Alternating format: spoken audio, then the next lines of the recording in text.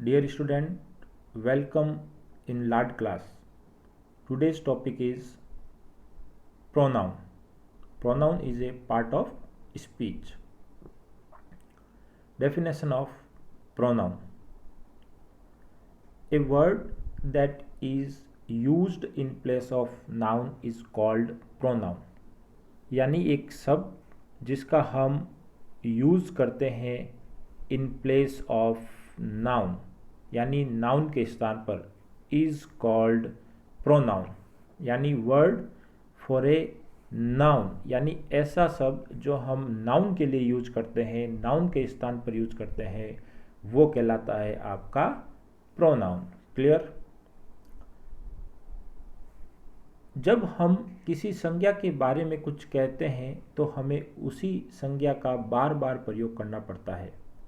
जैसे Ram is a good boy, Ram gets up early in the morning, Ram goes to school every day, Ram obeys Ram's teacher. यहाँ पर राम राम राम राम राम्स ये संज्ञा बार बार repeat हो रही है। उपर्युक्त वाक्यों में बार बार राम का प्रयोग उकताहट पैदा करता है, इसलिए कुछ ऐसे शब्द जिनका प्रयोग नाउन यानी संज्ञा के स्थान पर किया जाता है जैसे Ram is a good boy, he gets up early in the morning, he goes to school every day, he obeys his teacher. यहाँ पर ही और हिज ये राम के लिए प्रयुक्त हुए हैं यानी Ram is a noun, he is a pronoun because he is a word that used in place of Ram यानी ही वह शब्द है जिसका उपयोग या प्रयोग हमने राम के स्थान पर किया है।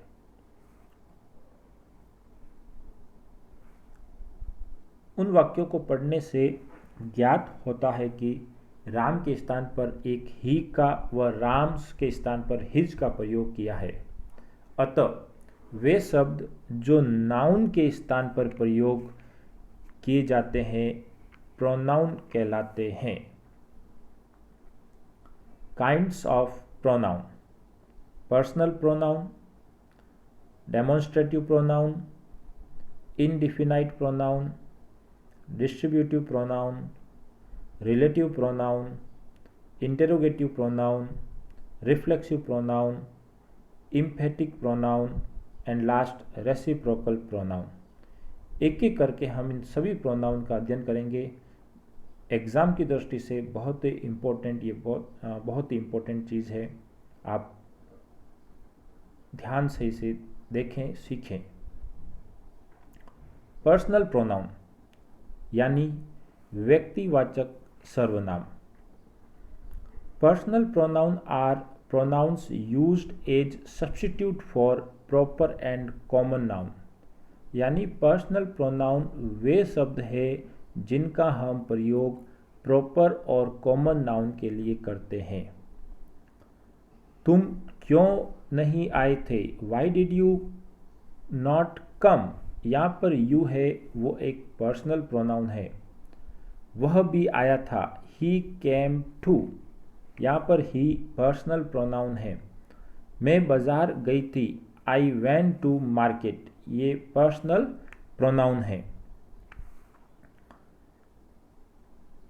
पर्सनल प्रोनाउन को 3 पर्सन्स में डिवाइड किया गया है, क्लासिफाई किया गया है। नंबर 1 उत्तम पुरुष यानी फर्स्ट पर्सन स्पीकर, जिसके अंतर्गत हम आई का इस्तेमाल करते हैं। सेकेंड पर्सन मध्यम पुरुष विच स्पीकर यूज्ड फॉर एड्रेसिंग, जिसके लिए फर्स्ट पर्सन यूज़ करता है संबोधित करने के लिए और वो है आपका यू।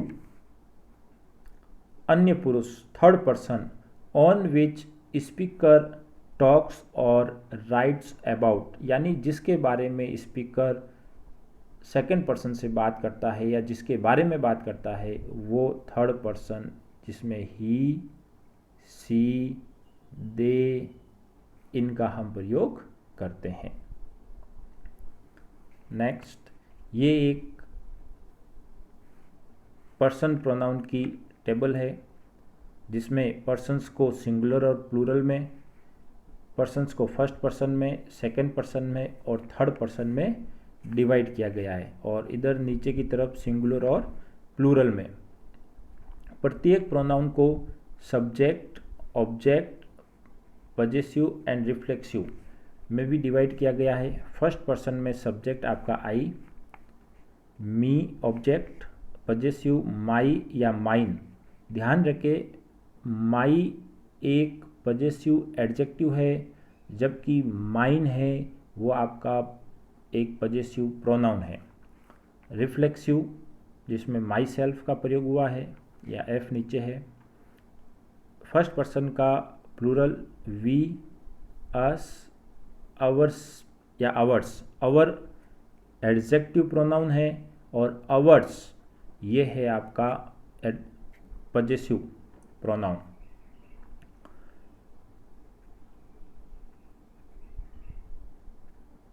फिर ourselves, second person you, you, your, yours. Your है वो आपका एडजेक्टिव प्रोनाउन है, और योर्स है वो पजेसिव प्रोनाउन। रिफ्लेक्सिव, उसी प्रकार यदि यू बहुवचन है तो you, your, yours, yourselves. Third person जिसमें he, him, his, himself. She, her, her या hers, herself. It, it, its, itself. Name, name के अकॉर्डिंग हिम और हर, हिज और हर, हर्स ये पजेसिव और इसका रिफ्लेक्सिव। इसका प्लूरल आपका they, them, their, theirs, themselves. और कोई नेम्स है तो नेम्स के अकॉर्डिंग देम, देयर्स का यूज़ हम करते हैं। ये एक पजेसिव प्रोनाउन की एक टेबल है जिसे आप लर्न करें।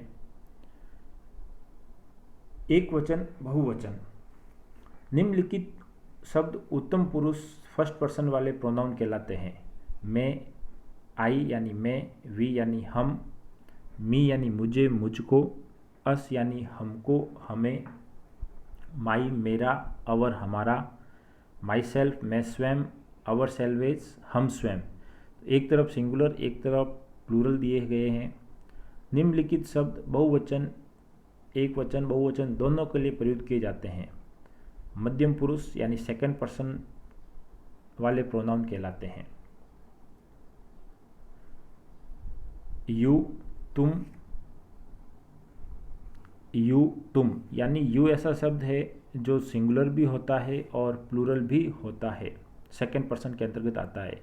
यू ऑब्जेक्ट है तो तुम्हें या तुमको, आपको हम बोलते हैं यू, तुम्हें, तुमको। योर तुम्हारा, आपका या तुम्हारे। योर सेल्फ तुम स्वयं, योर सेल्वेज तुम स्वयं। निम्नलिखित सर्वनाम अन्य पुरुष थर्ड पर्सन वाले प्रोनाउन कहलाते हैं। ही, सी, इट इसके लिए वह या यह, इट के लिए दे, वे या उन्होंने। हिज, हर, इट्स उसका या उसकी, देयर उनकी। हिम, हर, इट उसके, उसे या उसको, देम उनको। हिमसेल्फ, हरसेल्फ वह स्वयं, देम सेल्वेज वे स्वयं। तो ये कुछ फर्स्ट, सेकंड और थर्ड पर्सन्स के आने वाले प्रोनाउन के हिंदी अर्थ थे। नेक्स्ट है अपना डेमोन्स्ट्रेटिव प्रोनाउन यानी संकेतवाचक सर्वनाम। इन प्रोनाउन का प्रयोग वस्तु की निकटता या दूरी दिखलाने के लिए किया जाता है।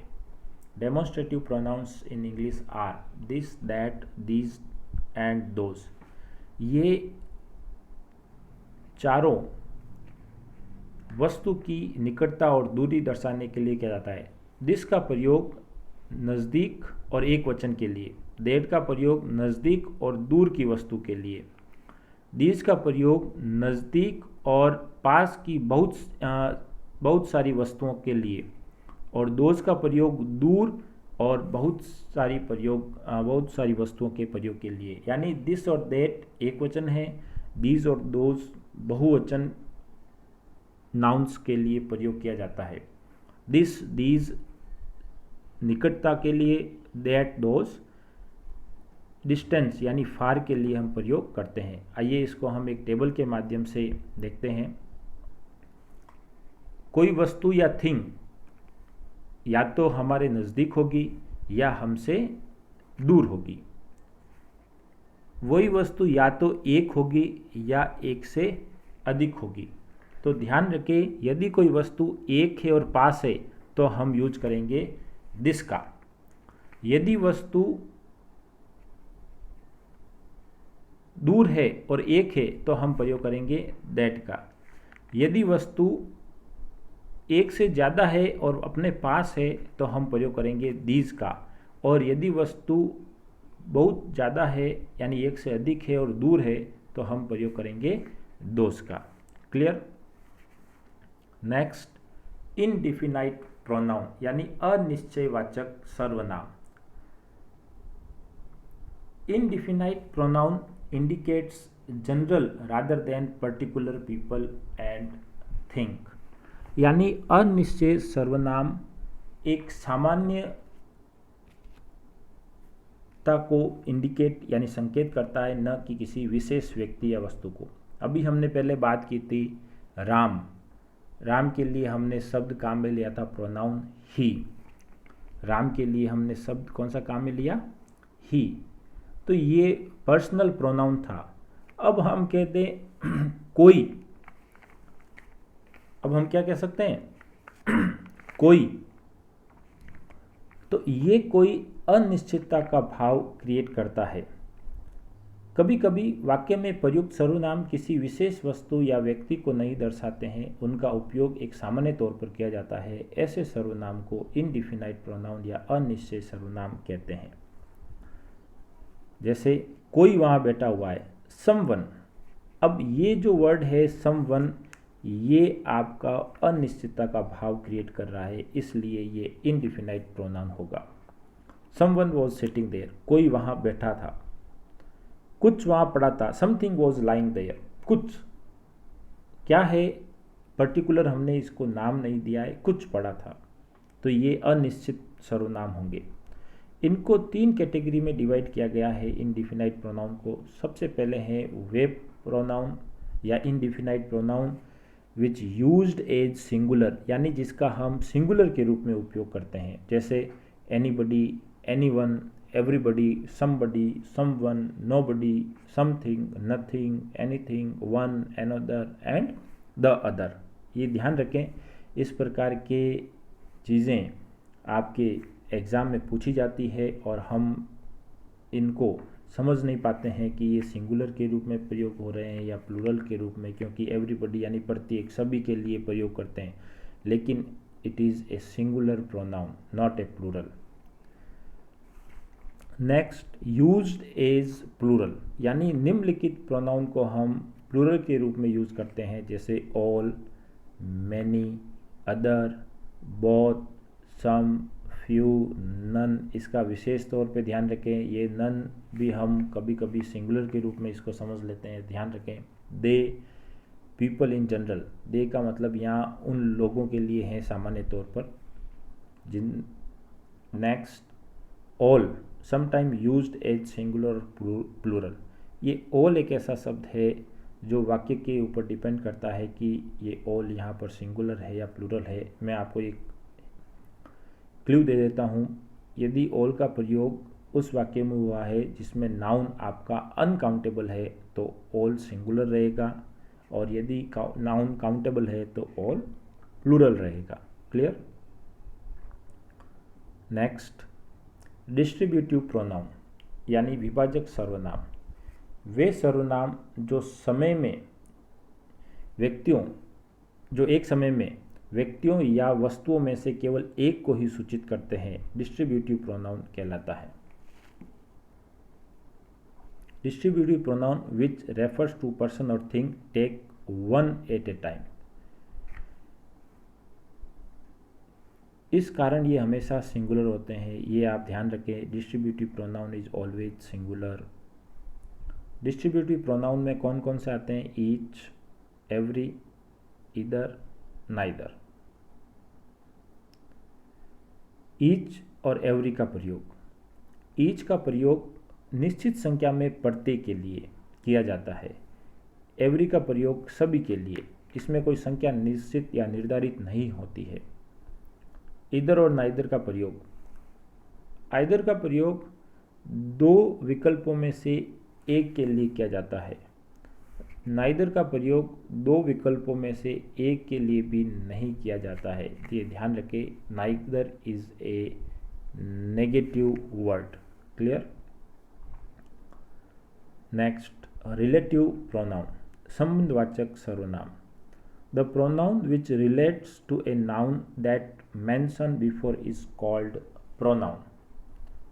वह सर्वनाम जो पूर्व में आए हुए नाउन से संबंध रखता है रिलेटिव प्रोनाउन कहलाते हैं।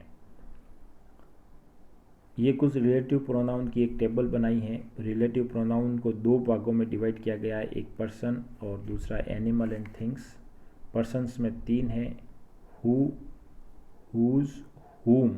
हु का प्रयोग सब्जेक्ट के रूप में, हुज का प्रयोग ऑब्जेक्ट के पजेसिव के रूप में, हुम का प्रयोग ऑब्जेक्ट के रूप में करते हैं।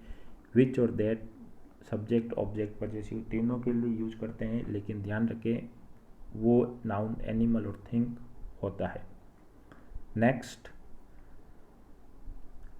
For example, Ram is my friend, Ram is a good person. यहाँ पर ये दो सेंटेंस अलग अलग दिए गए हैं। अब हम इसको हु की सहायता से जोड़ते हैं। इसको हम इस प्रकार से भी लिख सकते हैं, Ram who is a good person is my friend. यहाँ पर ये हु का प्रयोग हुआ है। ये हु किससे संबंधित है? राम से, यानी यहाँ हु पूर्व में आए हुए नाउन राम से संबंध रखता है। यहाँ हु राम के स्थान पर प्रयुक्त हुआ है। यानी दूसरे वाक्य को देखो आप, तो हु इज़ गुड पर्सन, तो हु किसके स्थान पर प्रयोग हुआ है? राम के स्थान पर। इस प्रकार प्रोनाउन का कार्य करता है और दो वाक्यों को जोड़ता है। इस प्रकार ये कंजक्शन का भी कार्य करता है। यानी यहाँ पर दो है चीज़, हु प्रोनाउन भी है क्योंकि ये राम की जगह आया है, और दूसरा ये दो वाक्यों को जोड़ने का काम कर रहा है, इसलिए कंजक्शन भी है। क्लियर। इंट्रोगेटिव प्रोनाउन यानी प्रश्नवाचक सर्वनाम, वे शब्द जो प्रश्न पूछने के लिए प्रयुक्त होते हैं इंट्रोगेटिव प्रोनाउन कहलाते हैं। हु, हुम, हुज, विच, दैट। आपने अभी इससे पहले हु, हुम, हुज, विच, इनको आपने रिलेटिव प्रोनाउन में भी पढ़ा होगा, और अब ये इंट्रोगेटिव प्रोनाउन में भी हम पढ़ रहे हैं। तो इसमें ये अंतर है कि इंट्रोगेटिव प्रोनाउन ये कब होंगे? जब उस सेंटेंस के पीछे क्वेश्चन मार्क लगेगा। क्या लगेगा?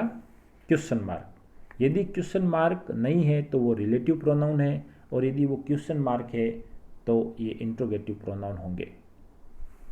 हूएवर, व्हाटएवर, ये कुछ कंपाउंड इंट्रोगेटिव प्रोनाउन है।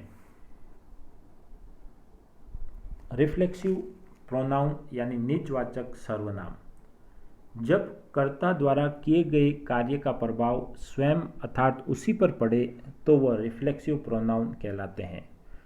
सिंगुलर प्रोनाउन के साथ सेल्फ जोड़ने पर वो रिफ्लेक्सिव प्रोनाउन बन जाता है, और प्लूरल पजेसिव प्रोनाउन के साथ सेल्वेज जोड़ने पर ये बहुवचन या प्लूरल बन जाता है। जैसे माई सेल्फ, तो माई क्या है?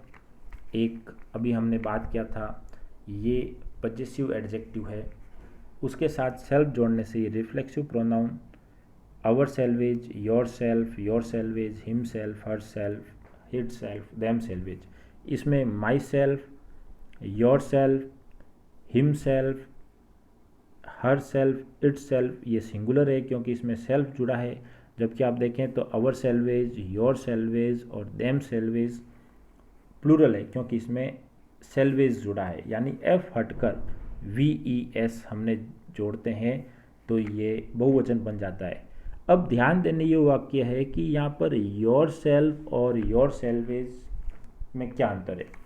जब हम एक की बात करें तुम, तब योर सेल्फ का यूज करते हैं, और एक से ज़्यादा है तो हम योर सेल्वेज का प्रयोग करते हैं।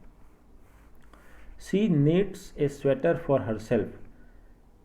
आप देखें रिफ्लेक्सिव प्रोनाउन का प्रयोग हुआ है यहाँ पर हर सेल्फ, जो कि उसके कार्य का प्रभाव खुद पर पड़ रहा है। जैसे सी, यानी कोई एक सी प्रॉपर प्रोनाउन है नीड्स, नीड का मतलब होता है बुनना, ए स्वेटर, स्वेटर समझते ही आप, फॉर हरसेल्फ, यानी वह जो स्वेटर बुनती है उस बुनने का कार्य किस पर पड़ रहा है, स्वयं पर पड़ रहा है, क्योंकि ये स्वयं के लिए वो कार्य कर रही है।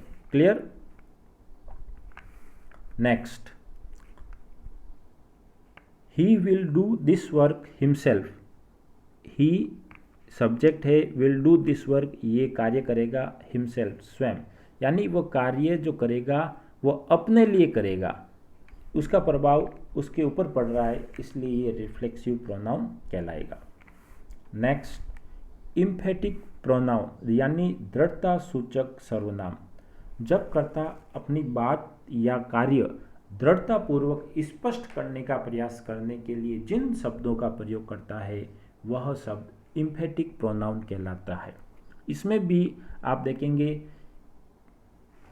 पजेसिव एडजेक्टिव के साथ सेल्फ और सेल्वेज प्रयोग करने से इम्फेटिक प्रोनाउन का निर्माण होता है।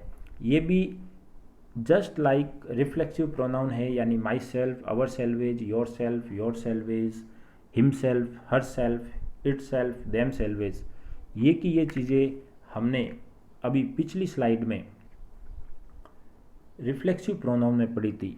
अब इसमें और उसमें अंतर क्या है ये आपको विशेष तौर पर ध्यान देना है। आप सेंटेंस देखें, जब हम बोलते हैं मैंने स्वयं किया, हमने स्वयं ने उसे देखा, तो हमने स्वयं यानी जब माई सेल्फ, अवर सेल्वेज या इन सभी शब्दों का प्रयोग नाउन के बाद हो रहा है, प्रोनाउन के बाद हो रहा है, तो हम उसको बोलते हैं इम्फेटिक प्रोनाउन। ध्यान रखें, यदि my self, our salvage, yourselves, himself, herself, it self, them salvage का प्रयोग नाउन और प्रोनाउन के बाद हो रहा है, क्रिया से पहले हो रहा है, तो ये इम्फेटिक प्रोनाउन होंगे। और यदि इन शब्दों का प्रयोग क्रिया के बाद होता है तो वो रिफ्लेक्सिव प्रोनाउन कहलाएगा। आई माई सेल्फ सा हिम, मैंने स्वयं उसे देखा है। जब कहा जाता है कि क्या तुमने उसे देखा, तो अपनी बात को दृढ़ता से रखने के लिए हम बोलते हैं आई माई सेल्फ, मैंने स्वयं ऐसा किया है, मैंने स्वयं उसे देखा है। He himself do all work, वह स्वयं ये कार्य करेगा। अभी हमने पढ़ा था he will do this work himself, वह ये कार्य अपने लिए करेगा, यानी उस कार्य का प्रभाव अपने लिए होगा। लेकिन यहाँ पर ये जोर दे रहा है कि he himself do all work, वह स्वयं ये कार्य करता है, सभी कार्य करता है। क्लियर? रेसिप्रोकल प्रोनाउन, परस्परवाचक सर्वनाम, वे प्रोनाउन जो आपसी संबंध को स्पष्ट करते हैं वे रेसिप्रोकल प्रोनाउन कहलाते हैं। ईच अदर, दो या दो से अधिक व्यक्तियों के लिए, और जब संख्या निश्चित हो, और वन अनदर, दो या दो से अधिक व्यक्तियों के लिए जब संख्या अनिश्चित हो।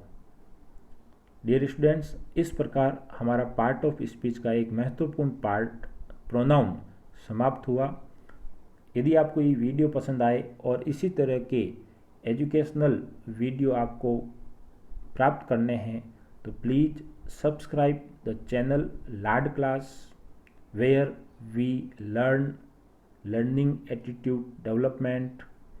यदि नए नए वीडियो प्राप्त करना है तो आप सब्सक्राइब करके उसके पास के बेल आइकन को प्रेस कीजिए ताकि वीडियो अपलोड होते ही उनका नोटिफिकेशन आपको मिलता रहे।